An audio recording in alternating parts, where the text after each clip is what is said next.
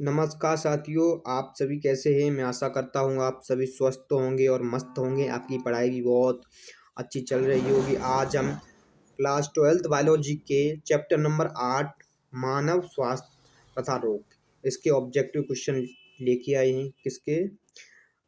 Chapter number 8 के मानव स्वास्थ्य तथा रोग के। ठीक है, इसमें हम 10 ऑब्जेक्टिव क्वेश्चन कराएंगे। कितने कराएंगे? 10 ऑब्जेक्टिव क्वेश्चन कराएंगे। और ये ऐसे ऑब्जेक्टिव क्वेश्चन होंगे पूरे चैप्टर से निकाले हुए हैं। ठीक है, चैप्टर नंबर 8 है, उससे पूरा जो चैप्टर है उससे निकाले हुए हैं 10 क्वेश्चन है। और 10 क्वेश्चन जो निकाले हैं वो बहुत ही इम्पोर्टेंट है। ठीक है, कैसे क्वेश्चन है? ये बहुत ही इम्पोर्टेंट क्वेश्चन है, तो आप वीडियो के अंत तक बने रहें। ठीक है, और मैं आपको बता दूं लास्ट में ऐसे 2 क्वेश्चन बताऊंगा जो आपके परीक्षा में आएंगे ही आएंगे, 100% आएंगे। ठीक है, ये क्वेश्चन 2 ऐसे होंगे आपको बोनस के तौर पर कि ये क्वेश्चन 100% परीक्षा में आएंगे। तो चलिए वीडियो को स्टार्ट करते हैं। तो सवाल नंबर एक है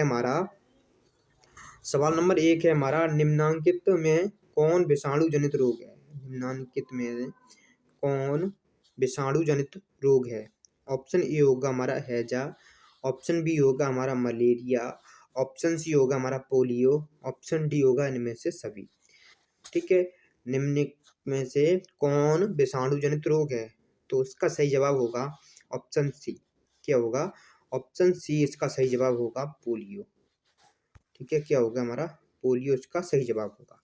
अब हम बात करते हैं सवाल नंबर 2 की। तो सवाल नंबर 2 है हमारा, यौन संचारित रोग निम्नांकित में से कौन है? यौन संचारित रोग निम्नांकित में से कौन है? ऑप्शन ए की बात करते हैं हमारा एड्स, ऑप्शन बी की बात करते हैं सिफिलिस, ऑप्शन सी की बात करते हैं गोनोरी, ऑप्शन डी की बात करते हैं इनमें से सभी। ठीक है, यौन संचारित रोग इनमें से सभी है। एड्स भी है, सिफिलिस भी है और गोनोरी भी है। ठीक है, यौन संचारित रोग ये है। अब हम बात करते हैं सवाल नंबर 3 की। तो सवाल नंबर 3 है हमारा, संक्रमित पेयजल से फैलने वाला रोग इनमें से कौन सा है? जो संक्रमित होता है वो पेयजल से फैलने वाला रोग कौन सा है? ऑप्शन ए हो गया हमारा मलेरिया, ऑप्शन बी हो गया हमारा माइदी बुखार या टाइफाइड। देखो, हम टाइफाइड को हम माइदी बुखार भी बोलते हैं। ठीक है, टाइफाइड को हम क्या बोलते हैं? माइदी बुखार भी बोलते हैं। ऑप्शन सी होगा हमारा फाइलेरिया और ऑप्शन डी हो गया काला ज्वार, जिसे हम काला बुखार भी कहते हैं। ठीक है, काला ज्वार। अब हम बात करते हैं इसके सही जवाब की। देखो, सही जवाब इसका टाइफाइड होगा। ठीक है, माइदी बुखार होगा। ठीक है, कौन सा होगा?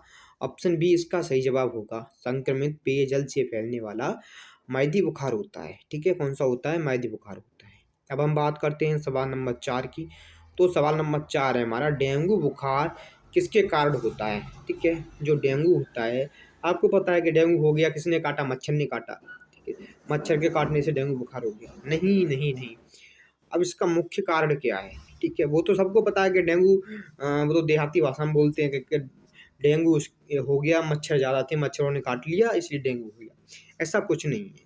ठीक है, हालांकि डेंगू बुखार मच्छरों के काटने से होता है, लेकिन उसका जो कारण है वो मुख्य कारण क्या है?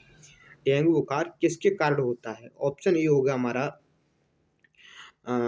जीवाणु के, ऑप्शन बी हो गया हमारा विषाणु के, ऑप्शन सी हो गया हमारा प्रोटोजोआ के, ऑप्शन डी हो गया कृत्रिम के। ठीक है, कृत्रिम के। तो इसका सही जवाब देखो विषाणु होगा। जब मच्छर काटेगा तो उससे क्या होगा? विषाणु होगा। ठीक है, विषाणु के कारण होता है। अब हम बात करते हैं सवाल नंबर 5 की।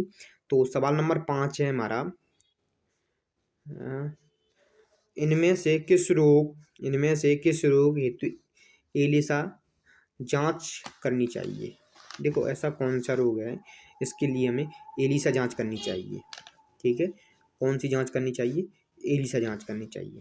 ऑप्शन ए हो गया मलेरिया, मलेरिया के लिए तो हम करते नहीं है। माइदी बुखार को हम टाइफाइड बोलते हैं, इसको भी नहीं। और HIV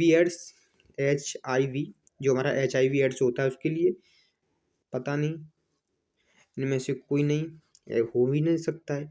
तो ये कह रहा है कि एलिसा जांच कब करनी चाहिए? ठीक है।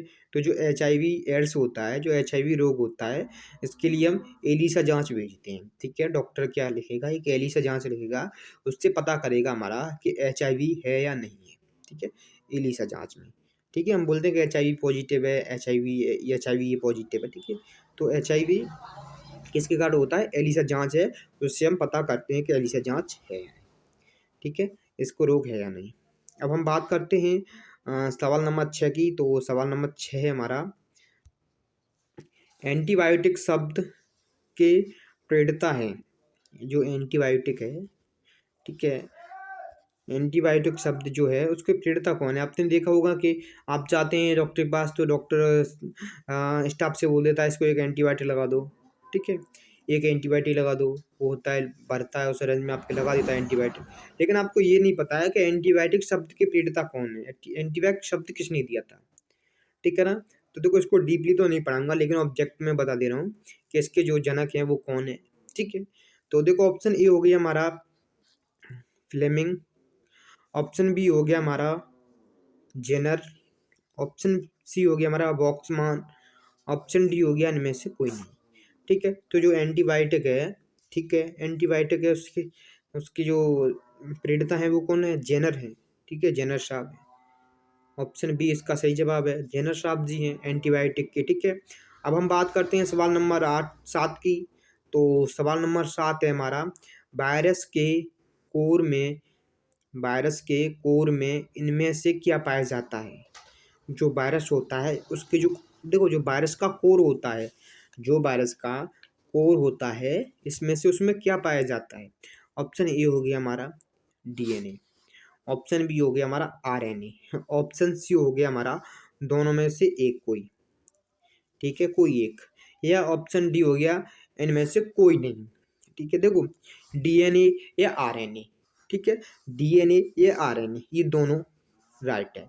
अब इनमें से हम ऑप्शन सी है उसको सही करेंगे, क्यों करेंगे, तो दोनों में से कोई एक, ठीक है, दोनों में से कोई एक, क्योंकि ये दोनों सही हैं, ठीक है। वायरस के कोर में क्या पाया जाता है, DNA RNA दोनों पाया जाता है, लेकिन दोनों में से एक सही, यानी ऑप्शन सी इसका सही जवाब होगा, ठीक है। क्या होगा, ऑप्शन सी इसका सही जवाब होगा। अब हम बात करते हैं सवाल नंबर 8 की। तो सवाल नंबर 8 है हमारा, रुधिर में पाए जाने वाला रुधिर में पाए जाने वाला इम्यूनोग्लोबिन इम्यूनोग्लोबिन है, ठीक है। ऑप्शन ए होगा हमारा, ऑप्शन ए होगा हमारा AGA, ऑप्शन बी होगा हमारा AGD, ऑप्शन सी होगा हमारा AGG, ऑप्शन डी होगा AGM। क्या होगा, ऑप्शन डी होगा AGM, रुधिर में पाए जाने वाला इम्यूनोग्लोबिन है। क्या है, इम्यूनोग्लोबिन क्या है, AGM है। तो इसका ऑप्शन डी इसका सही जवाब है। कौन सा सही जवाब है, ऑप्शन डी इसका सही जवाब है, ठीक है। अब हम बात करते हैं सवाल नंबर 9 की। तो सवाल नंबर 9 है हमारा कि इनमें से किसके द्वारा डेंगू का विस्तार होता है।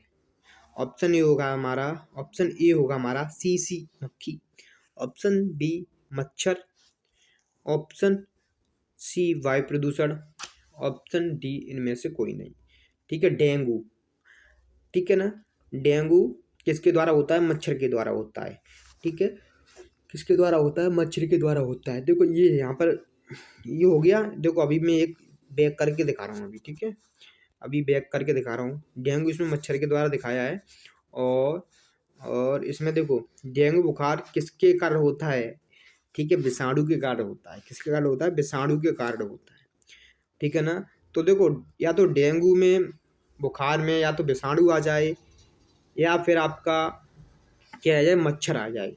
अगर देखो आपका मच्छर आ रहा है तो आपको मच्छर पर टिक करेंगे, अगर विषाणु आ रहा है तो विषाणु पर टिक करेंगे। अगर मच्छर और विषाणु दोनों आ रहा है, उसमें लिखा है का ए व बी दोनों, ठीक है, तो आप ए व बी दोनों पर टिक करके आओगे। ऐसा नहीं है कि आप विषाणु पर टिक कर दो मच्छर को छोड़ दो, नहीं, दोनों ऑप्शन सही है तो आपको दोनों पर टिक करके आना है, ठीक है। अब हम बात करते हैं सवाल नंबर 10 की। तो सवाल नंबर 10 हमारा ये गया, इन्फ्लुएजा इन्फ्लू इन्फ्लू इन्फ्लुएजा, ठीक है, इनमें से किसके द्वारा होता है। Info virus, option B myxo virus, option C herpes virus, और इनमें से कोई नहीं। तो इसका सही जवाब आपको बताना है कमेंट बॉक्स में। इन्फ्लुएंजा का सही जवाब आपको किसमें बताना है, कमेंट बॉक्स में बताना है।